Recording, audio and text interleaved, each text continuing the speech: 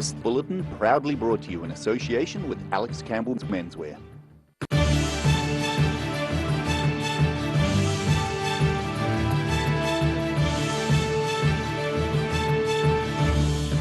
Tonight on the South Today, local body elections may be a years off, but Dunedin City councillors are already choosing sides. There's a hive of activity in mid-Canterbury at a recently established honey producer. And a group of southern monks spend many hours creating a sand mandala in Wanaka.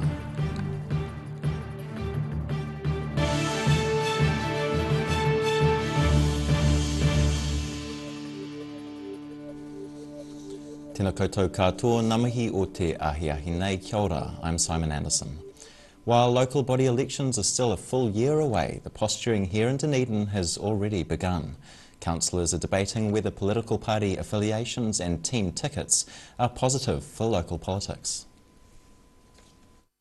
Dunedin City Councillor Steve Walker, who was elected under the Labour Party banner, has been accused of towing the party line by some colleagues.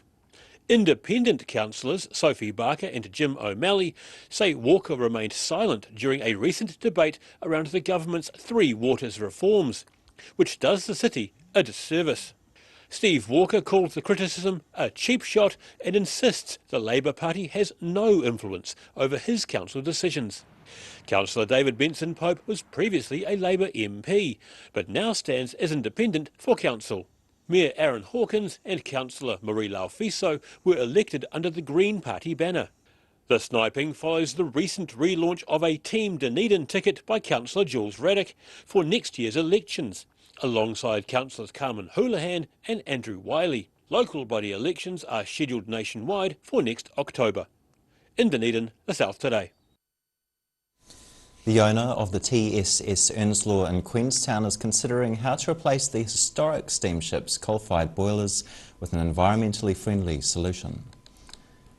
The historic vessel that plies Lake Wakatipu is the oldest coal-fired passenger-carrying steamship in the Southern Hemisphere. The ship's owner says the original boilers will need replacing soon, which will be a major undertaking.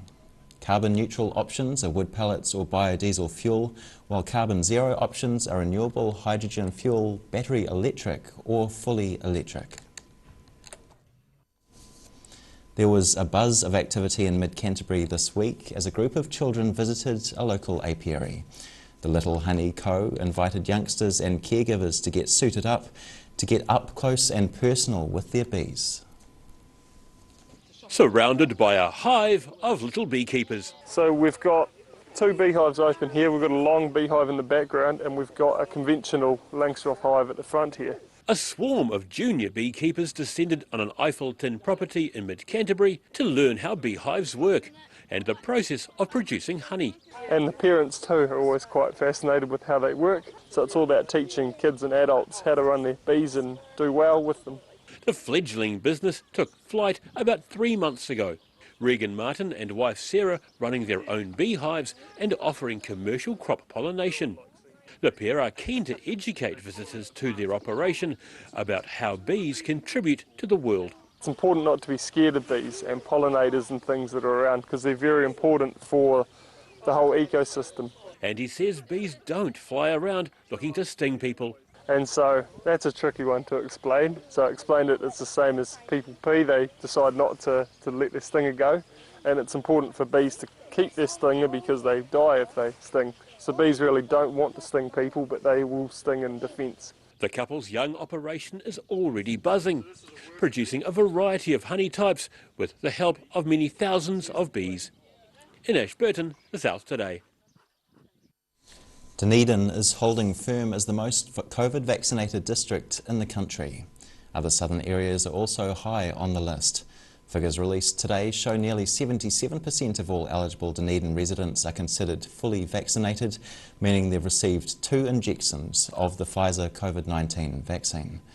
The Queenstown Lake District has jumped 5 places into second position with almost 75% of people fully vaccinated. Just over 72% of people in Central Otago have had 2 COVID-19 shots, While the numbers are high, the government has chosen to keep the South Island under Level 2 restrictions despite having no community cases of COVID-19 since late last year. Tibetan Buddhist monks are keeping busy in Wanaka, constructing a delicate artwork out of coloured sand known as a mandala. The event is designed to bring a blessing to the local community and those taking part. With special care and ritual, these Tibetan Buddhist monks are creating an intricate mandala out of colourful grains of sand. The monks were invited south by Wanaka residents as a way of introducing their Tibetan Buddhist culture to the area. They'll draw an intricate 2D representation of a celestial mansion, is what it is, a celestial mansion of Tara, the female Buddha. And this is both a blessing to the people who see it, a blessing to the countryside and the people around, and an internal meditation for the monks who are doing the work as well. Two of the visiting monks travelled south from Dunedin alongside others who have embraced the teachings of Tibetan Buddhism. They're collaborating on the painstaking process, grain by grain. I find the practice, it's both stimulating, calming, and gives you an astounding sense, if you practice well, of how to remain open, friendly, compassionate, but without delusions about permanence. So you know you're going to die, so you study how to deal with death. And you do it in a way that you can accommodate your own passing because you're impermanent, and so is everyone else, and you deal with it calmly. While the sacred mandala represents the enlightenment Tibetan Buddhists such as Johnson one day hope to achieve, she says a quest for inner peace is not unique. It's not that Buddhists have any kind of prerogative on these ideas, but any contemplative practitioner, Christian or Muslim or any other religion, can also dive deep into the meditational state and work out what consciousness really is about. Once complete, the Wanaka sand mandala will be ritualistically dismantled by the group. In Wanaka, the South Today.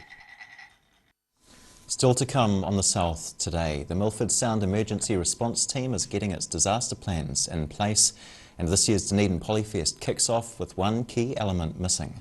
Ka kite a konei.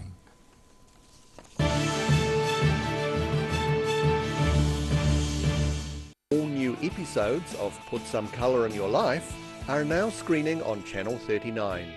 Take a look at Australian artists and the techniques they use in their studio. Put Some Colour in Your Life, Tuesdays, 7:30. Every reason, every season, we're proud to dress the region. Alex Campbell Menswear, it fits.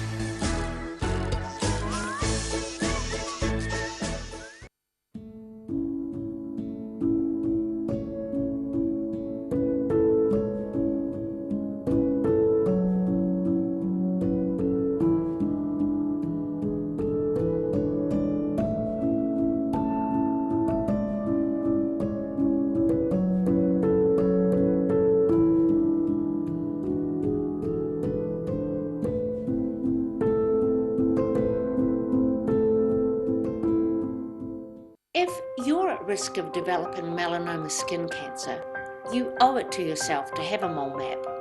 Mole map is coming to your area. Phone today to make an appointment. It could save your life. A poorly maintained heat pump can lose up to 35% of its output. The Mr. Heat Pump Cleaner team are experts. Their specially developed chemical wash is totally biodegradable. Call Mr. Heat Pump Cleaner and get the job done by the professionals.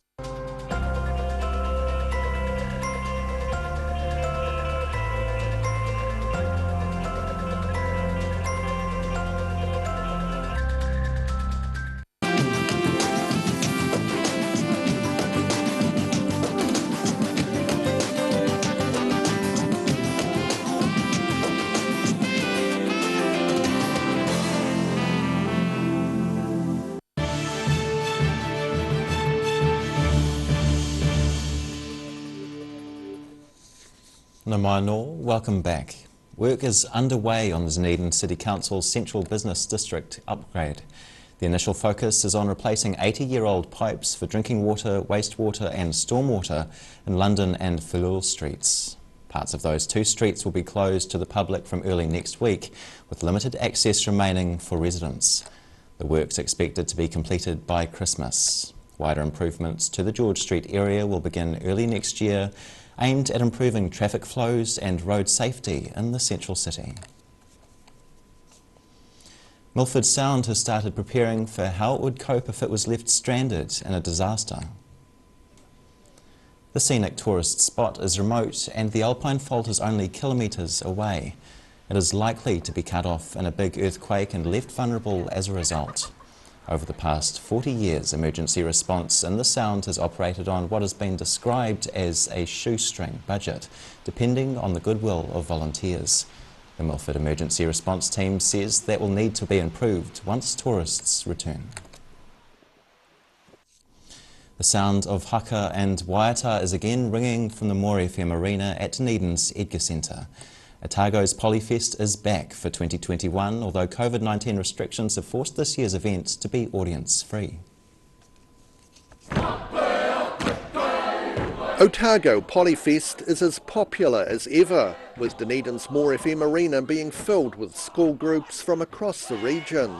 But there's one big change: families and friends can't enjoy the performances in person this year due to COVID-19 restrictions. However, the festival is again being live streamed via the internet to Otago Polyfest's Facebook page, allowing supporters to cheer on the groups from home. The difference this year is for young people who are used to seeing a big audience, and this year they won't, but what they will see are more cameras.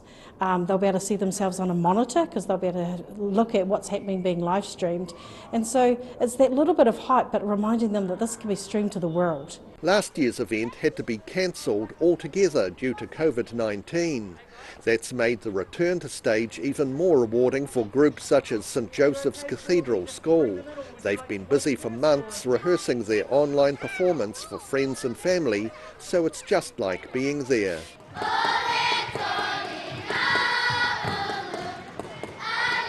I'm sure they're going to really miss having that support with their parents and grandparents and aunties and uncles cheering them on. So yes, I think that they will absolutely miss that part, but they've been so excited for the last 3 months learning their Aito, and after 2 years I'm excited that they're going to be on stage. This week's event will feature a range of performers, from experienced high school groups to preschools.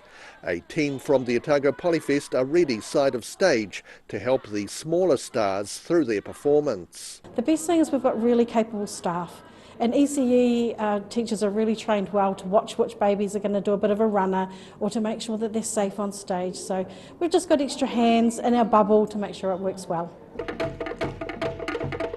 Otago Polyfest is now in its 28th year, and while entries are about half the usual numbers, there's still more than 60 school groups taking part in celebrating Pacific culture. It is more than just kapahaka here. This is a long time partnership right from the very outset, where we have lots of Pacific performances as well. And it is Niuean Language Week this week, so whakalofa lahi atu, and we will see lots of groups celebrate that as well. So yeah, I think that being involved in the arts has a lot of protective factors for young people, and I think that's what we also uphold. Te Māori o tēnei ahurea kāputa ki te whaiao ki te ao māra mauhi, wero, tau mai te Māori. The festival runs each day until Friday, with a special evening session on Thursday night featuring high school performances. In Dunedin, the South Today. After the break on the South Today, we meet in heroic southern feline and take a look at your midweek weather. Hea koko ake nei.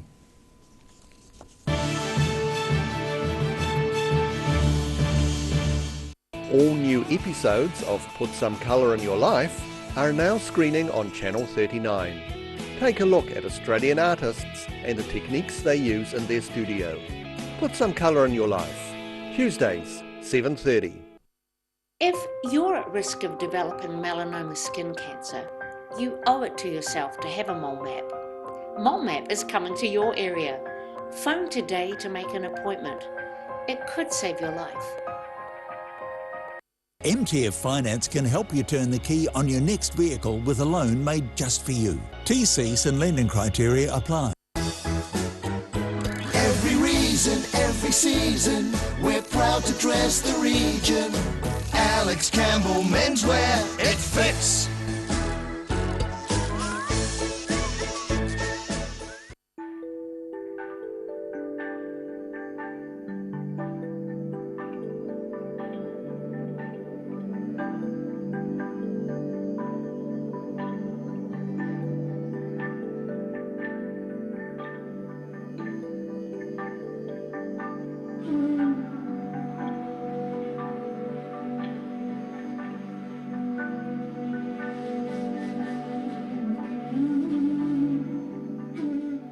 A poorly maintained heat pump can lose up to 35% of its output. The Mr. Heat Pump Cleaner team are experts. Their specially developed chemical wash is totally biodegradable. Call Mr. Heat Pump Cleaner and get the job done by the professionals.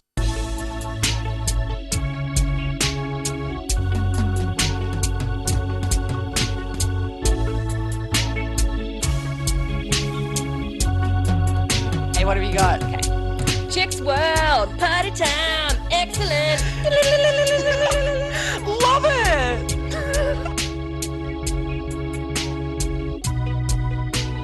Chicks World. Chicks World. Right.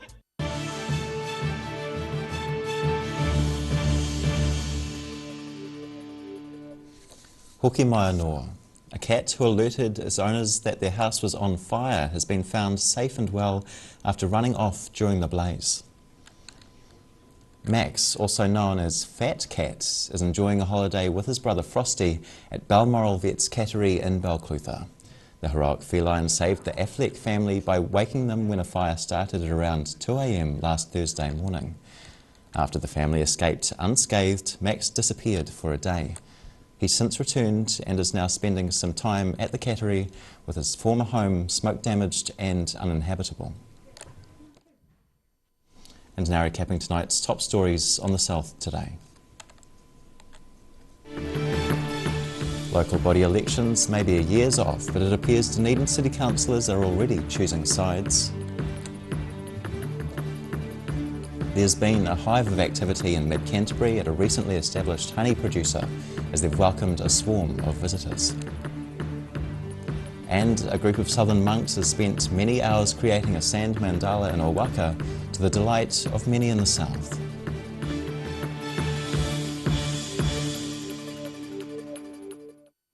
And now for a look at what's happening in tomorrow's ODT, we welcome Deputy Editor Craig Page. Kia ora, Craig. Good evening. The government announcing today that they're likely to outline some plans for our vaccination certificates or passports later this week, possibly on Friday. And the PM, of course, warning that those people who aren't vaccinated will find there's going to be things they're not able to do around the country, such as certain events. We talked to Otago Uni Professor Angela Ballantyne about the impact on that on people. She's expressed a bit of concern about perhaps an invasion of people's civil liberties as well. Yeah, just that they can't attend certain public places that they should basically have a right to do. She also thinks there needs to be medical reasons taken into account for people not being vaccinated, and that needs to be made clear. Interesting, she talked about the policy in France at the moment where they require vaccinations, but there's also the option of being tested for COVID 72 hours before going to an event or a venue as well, and wonders if that's something we can consider as well. So it is going to cause lots of debate, there will be no doubt about that, and unfortunately hopefully we don't go marginalising certain people who aren't being vaccinated, so it's going to play out in some way or another. We've got a story about some concerns from 3 local mothers. Sadly, they've all lost sons in fatal road accidents in Otago in recent years. They wanted to put memorials up for their sons at the roadside, but they've either had those rejected by various authorities or they've been taken down, and you know, they're pretty upset about it, as you can imagine. We talked to some of the authorities about the reasons for that. And a lot of it's just to do with safety as well, with other vehicles and other travellers using the roads. So it's quite an interesting story though, and one of those ones that certainly touch your heart. Our fresh pages, we talked to Katie Day. She's looking at the new trend of wearing summer knitwear. Now, I don't know about you, Simon, but I sort of remember the classic old cable knitwear that your mother sort of put together in front of the fire on those winter nights. But these aren't anything like that. They're summer cardigans and mini dresses in a variety of colours. So plenty good reading there, and something worth a look in case you're looking for a bit of summer woolen fashion for yourself. Yeah, and also British chef Nigel Slater's new book's out, and he tells us how to prepare the perfect roast chicken. It's all to do with a well-used roasting pan that's got burnt bits on it, apparently. Right. So yeah, and just quickly on sport, recently Kate Heffernan made her netball debut for New Zealand, and that's made her a double international as well because she played cricket for New Zealand as well. Hayden Meikle has a bit look back at some of those double internationals in New Zealand. Of course, we all think of Jeff Wilson, Susie Bates and the like, but there's a few names that will cause a few surprises there for us as well, so it's well worth a read too. We'll have a look. That's great, Craig. Thank you very much. And time now for a look at the weather. Tonight's weather proudly brought to you by Mole Map. Beginning with the southern view, the now flattened site where the Cadbury factory once stood.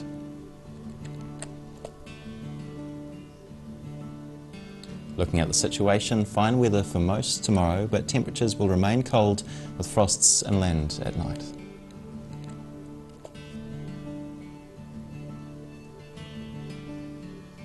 Looking at the northwest of the South Island, Westport yet to get that fine weather memo, just 14 degrees with showers.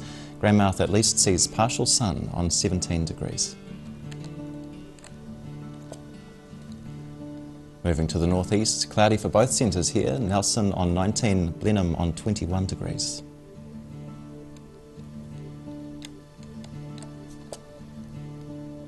Moving down the Canterbury coast, Kaikoura has cloud as well on 11 degrees. Christchurch and Ashburton both reaching 12 with sun peeking through.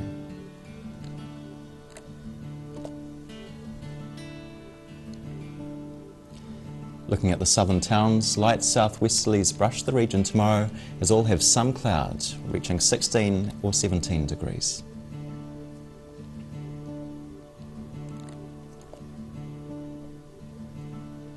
Travelling westwards to the Central Lakes, light winds for all here too, and while some of that cloud reaches Te Anau on 13, it's fine everywhere else. Wanaka, Queenstown and Alexandra all reaching 15 or 16.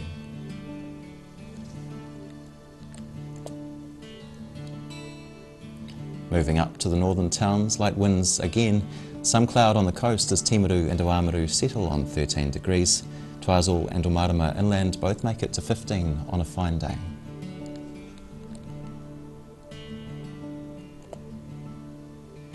In Dunedin, things become fine tonight as southwesterlies ease, but a cool overnight low of 3. Tomorrow sees a mix of sun and cloud as a southwesterly comes and goes, a high of 12 and a low of 2. And it's similar on Thursday, by temperature 2, a high of 12 and a low of 3 degrees.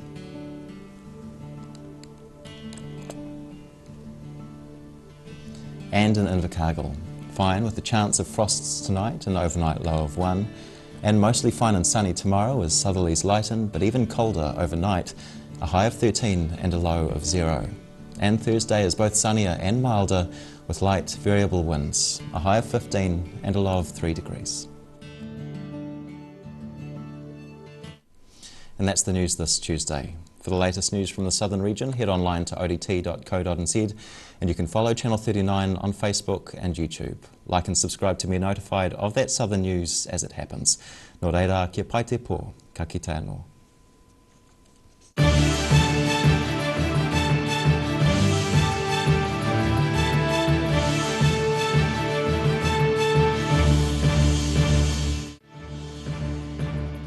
This bulletin proudly brought to you in association with Alex Campbell's Menswear.